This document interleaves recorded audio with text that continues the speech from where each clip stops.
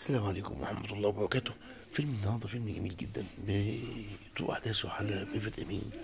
بس الفيلم ده الأنثى والذئاب اتمنع من العرض وطلع لأن فعلا المشاهد فيه ساخرة جدا جدا جدا. آه، ميرفت أمين بتعاني من يعني التفكك الأسري، وهتقابل عادل أدهم.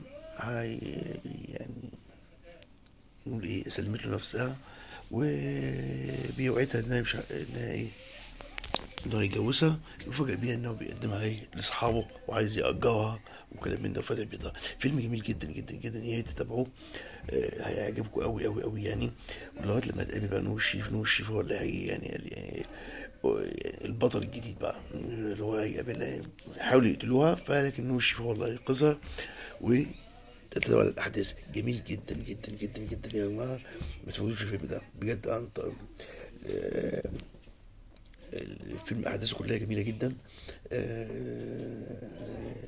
لكن المشاهد الساخنة فيه هي اللي السبب فيه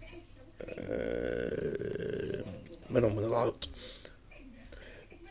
شكرا جزيلا لحضرتكم، السلام عليكم ورحمة الله وبركاته.